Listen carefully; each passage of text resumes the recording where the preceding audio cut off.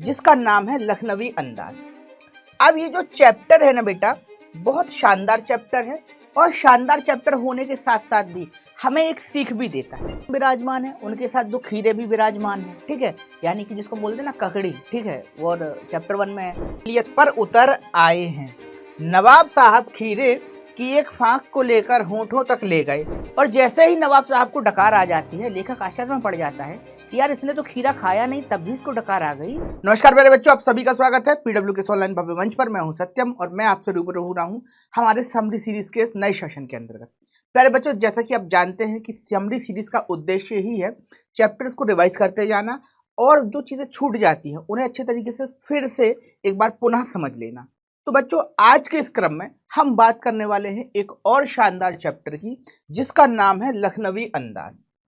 अब ये जो चैप्टर है ना बेटा, बहुत शानदार चैप्टर है और शानदार चैप्टर होने के साथ साथ भी हमें एक सीख भी देता है। सीख क्या देता है भाई? तो सीख तो हम जानेंगे पढ़ते पढ़ते, पर यहां से हम ये बात करते हैं कि परीक्षा में क्या क्या आ सकता है यहां से। तो बेटा, इस चैप्टर से आपको एमसीक्यू देखने को मिलते हैं, ठीक है, जो कि करीब करीब 2 अंक के आसपास देखने को मिलेंगे आपको, ठीक है, और इन 2 एमसीक्यूज के बाद आपको लघुत्तरीय प्रश्न, ठीक है, उत्तरीय प्रश्न भी देखने को मिलते हैं। और यहां से बेटा कंफर्म है कि 2 अंक के लिए एक प्रश्न आता ही आता है, ठीक है। तो कुल मिला के इस चैप्टर से हमें मिलने वाले हैं 4 अंक। आइए चर्चा को विस्तार देते हैं, चैप्टर को पढ़ते हैं, समझते हैं, संक्षिप्त रूप में ही समझेंगे और साथ ही साथ ये भी समझेंगे कि किस प्रकार के प्रश्न जो हैं वो हमें इस चैप्टर से देखने को मिलेंगे। तो चलिए बच्चों, शुरुआत करते हैं। शुरुआत इस तरीके से होती है कि हमारे जो पाठ के राइटर हैं यानी कि यशपाल महोदय जी जो हैं, उन्हें एक बार यात्रा करनी होती है। तो मन हो जाता है ना, हर आदमी का मन होता है। जैसे तुम्हारा मन हो जाता है कि यार कल पढ़ लेंगे, अब कल छोड़ो, अब पढ़ लेंगे, अब पेपर तो बहुत दूर है, ठीक है। इसी तरीके से यशपाल का भी मन हो गया, हमारे लेखक का भी मन हो गया कि भाई हम जो है ना यात्रा करते हैं। तो भाई अब यात्रा करनी है, पर बहुत दूर की यात्रा तो करनी नहीं थी। तो इसी चक्कर में क्या करते हैं यशपाल यानी कि हमारे लेखक जो हैं, वो 2nd क्लास का एक टिकट कटा लेते हैं और उस भीड़ भाड़ से बचने के लिए, आराम से खिड़की में सफर करने के लिए ट्रेन में सवार हो जाते हैं। अब जैसे ही ट्रेन में सफर होते हैं, ठीक है, होता यह है कि जैसे ही यशपाल जो हैं वो ट्रेन में सवार होते हैं, ठीक है, और अपने 2nd क्लास के डिब्बे में पहुंचते हैं। पहुंचते ही साथ उनकी मुलाकात हो जाती है किससे, वो जानने के लिए हमें पढ़ना पड़ेगा। तो आ जाओ पढ़ लेते हैं क्या है। लेखक दौड़कर 2nd क्लास के एक डिब्बे में चढ़कर, परंतु अनुमान के विपरीत उन्हें डिब्बा खाली नहीं मिला। डिब्बे में पहले से ही लखनऊ के एक नवाबी नस्ल के सज्जन पालथी मारकर बैठे थे। उन्होंने अपने सामने एक तौलिया फैला, उस पर 2 ताजे चिकने खीरे रख दिए, ठीक है। अब देखो, लेखक महोदय का मन था कि भाई हम निश्चिंत निष्भाव से घूमेंगे, ठीक है, बढ़िया जो है रेलगाड़ी में बैठेंगे खिड़की की सीट पे और दृश्यों का लुत्फ लेंगे। पर हो उल्टा जाता है। जैसे ही लेखक जो है ट्रेन के डिब्बे में चढ़ता है तो देखता है कि वहां पर एक नवाबी नस्ल के सज्जन भी पालथी मारकर बैठे हुए हैं। कहने के लिए एक नवाब साहब जो हैं वहां पर पहले से विराजमान है, और नवाब साहब खुद विराजमान हो तो ये भी बात अलग है। उनके साथ कौन कौन विराजमान है? उनके साथ 2 खीरे भी विराजमान है, ठीक है, यानी कि जिसको बोलते हैं ना ककड़ी, ठीक है। और चैप्टर 1 में गोपिया जिसे कहते हैं, सुनत जोग लागत है ऐसो ज्यों करे ककड़ी। वैसे जो ककड़ी है ना, वो नवाब साहब लिए हैं, बढ़िया धो धा के बढ़िया तैयार कर रहे हैं ककड़ी को कि अब ककड़ी को खाना है, ठीक है। पर इसी बीच में हमारे लेखक जो हैं वो आधमकते हैं। अब यहीं से जो है ना कहानी में लुफ्त आना शुरू होता है। बाकी जो चीज़ हम पढ़ रहे थे ये तो शुरुआत है, ठीक है, लुफ्त यहीं से आना शुरू होगा। क्या लुफ्त आना शुरू होगा? देखिए, लेखक का यूं अचानक डिब्बे में चढ़ जाना उस सज्जन को अच्छा नहीं लगा। उन्होंने लेखक से मिलने में कोई दिलचस्पी नहीं दिखाई। लेखक को लगा शायद नवाब साहब ने 2nd क्लास का टिकट इसलिए लिया है ताकि वे अकेले यात्रा कर सके, परंतु अब उन्हें यह बिल्कुल अच्छा नहीं लग रहा था कि कोई सफेदपोश उन्हें दूसरे दर्जे में सफर करता देखे, ठीक है। उन्होंने शायद खीरा भी अकेले सफर में वक्त काटने के लिए खरीदा होगा, लेकिन अब किसी सफेदपोश के सामने खीरा कैसे खाएं? हाँ भाई, ये भी एक चैलेंज है। नवाब साहब खिड़की से बाहर देख रहे थे, लेकिन साथ ही साथ कनखियों से लेखक की नजरें भी लेखक की ओर नजर भी रखे हुए थे। तो देखो भैया, होता ये है कि ट्रेन चल पड़ती है। नवाब साहब जो है ना, वो कश्मकश में रहते हैं कि ये क्या हुआ मियाँ, मैं तो सोच रहा था मैं अकेले सफर करूंगा, लेकिन यहाँ तो लेखक साहब आदम के। और लेखक दूसरी तरफ से ये सोचते हैं कि ये जो नवाब साहब हैं, इन्होंने सेकंड क्लास का टिकट इसलिए लिया होगा कि शायद इस टिकट में वो जो है ना, वो आसानी से सफर भी कर सके और उन्हें जो है कोई पहचान भी ना पाए, और वो आसानी से मस्ती से जो है ना खीरा भी खा सके। ठीक है, अब देखो यहाँ पर जो है ना, नवाब साहब की जो बातें हैं, नवाब साहब का जो कैरेक्टर है, उसको समझने के लिए ये बात भी तुम्हें समझनी होगी कि जिस दौर की ये कहानी है, उस दौर में देश आजाद हो चुका था और जितने भी नवाब ववाब हुआ करते थे, ठीक है, सबका रुबाब गायब हो गया था। सरकार ने सबकी संपत्ति जो है, सबका स्टेट जो है वो कब्जे में ले लिया था, पर रुबाब नवाबों वाला था। ठीक है, इसीलिए दिखाना है पर है कुछ नहीं। ठीक है, तो वो जो कश्मकश थी वहां के लोगों में दिखाई देती थी। ठीक है, और उसी दौर के एक व्यक्ति थे नवाब साहब, जो लेखक को टकरा जाते हैं। अब लेखक से नवाब साहब बातचीत करने में कोई इंटरेस्ट नहीं दिखाते हैं, चुपचाप रास्ता कटता जाता है, सफर जो है वो चलता जाता है। पर कनखियों से बाहर देखते हैं और लेखक को भी देख रहे होते हैं कि भाई एक तरफ तो रेल से बाहर देख रहे हैं, ठीक है, दूसरी तरफ ये भी देख रहे हैं कि लेखक क्या कर रहा है। ठीक है, और इस तरीके से जो सफर है ना वो चलता जाता है। अब यहाँ पर एमसीक्यू के हिसाब से बेटा 2 पॉइंट जो है वो हमने देखे हैं। ठीक है, पहला तो ये कि लेखक जो है वो सेकंड क्लास की टिकट में ट्रेवल कर रहा था। ठीक है, कौन सी क्लास की? सेकंड क्लास की जो टिकट थी ना, ठीक है, उस पे जो है वो सफर कर रहा था। ठीक है, और लेखक को रास्ते में कौन मिल जाता है? तो लेखक को रास्ते में नवाब साहब मिल जाते हैं। ठीक है, खीरा कौन लाया था? नवाब साहब लेके आए थे। ठीक है, आई बात समझ में? चलिए, ये भी पूछा जा सकता है कि लेखक को डिब्बे में कौन मिला? तो नवाब साहब मिले। तो यहाँ से कुछ एमसीक्यू भी आपके इस तरीके से फॉर्म हो सकते हैं। अब बढ़ते हैं आगे और कहानी को देते हैं विस्तार। कहानी में आगे क्या होता है ये समझते हैं।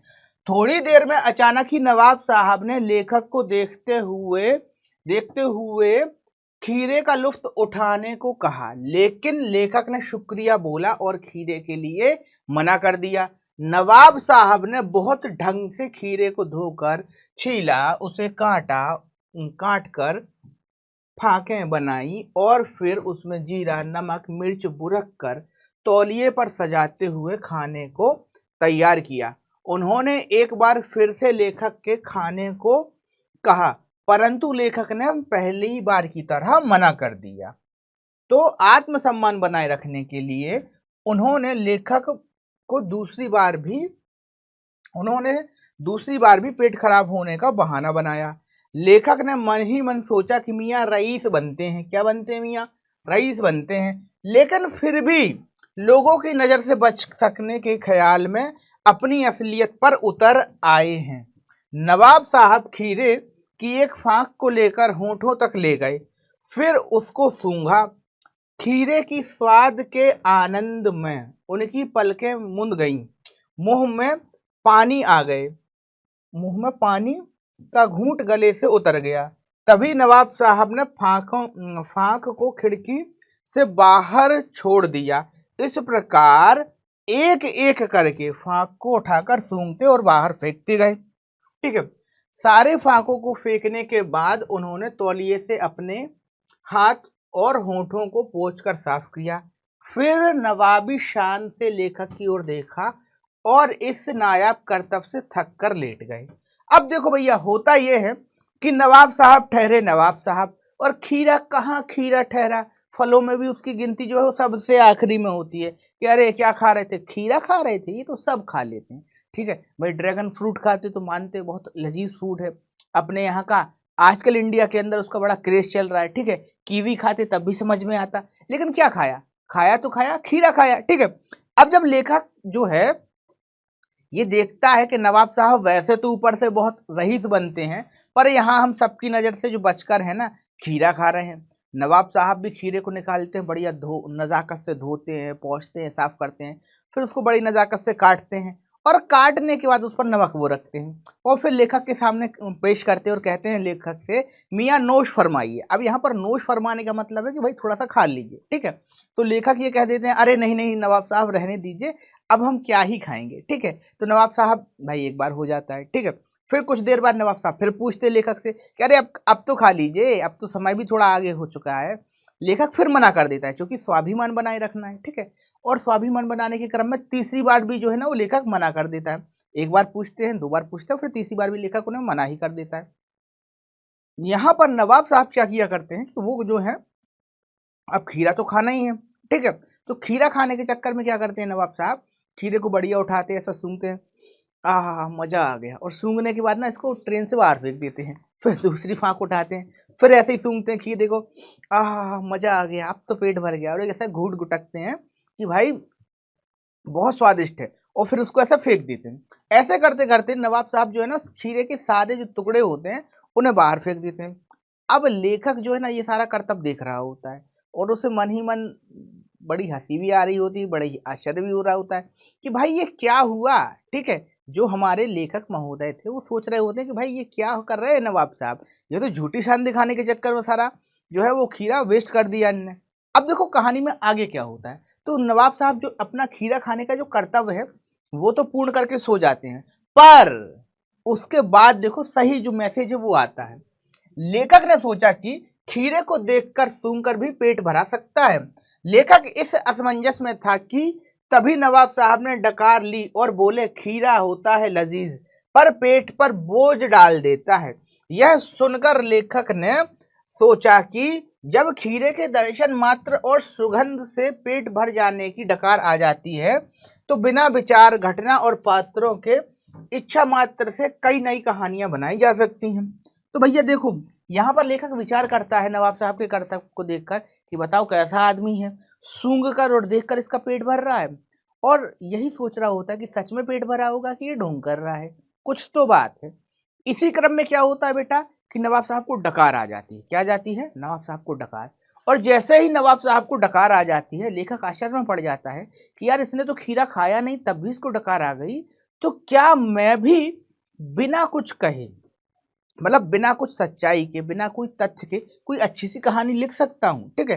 तो इसी बात को जो है लेकर ना लेखक के मन में अपनी कल्पना के प्रति, अपनी रचनाओं के प्रति जो है एक विचार जागता है कि क्या ऐसा भी हो सकता है कि मैं अपनी इच्छा मात्र से एक नई कहानी लिखूं। तो बेटा ये था सफर, जो जिस कहानी को हम पढ़ते थे लखनवी अंदाज के रूप में।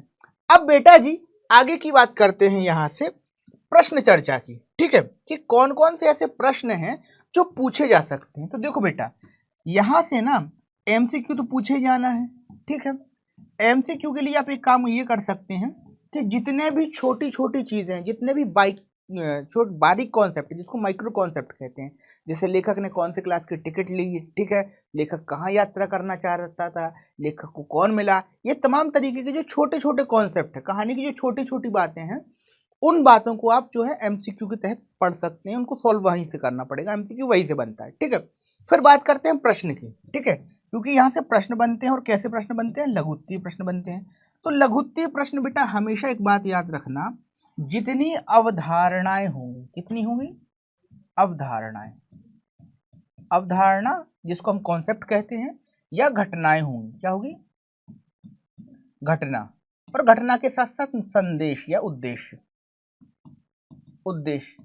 हिंदी में इन तीन जगह से ही प्रश्न बनते हैं, ठीक है। चौथी जगह से कोई ऐसी वो होता ही नहीं है किसी कहानी में कि प्रश्न बन जाए। जैसे अवधारणा में आपसे क्या पूछ सकता है कि भाई नवाब साहब ने जो किया है, ठीक है, नवाब साहब कितने सही थे, ठीक है, कितने सही थे, ठीक है।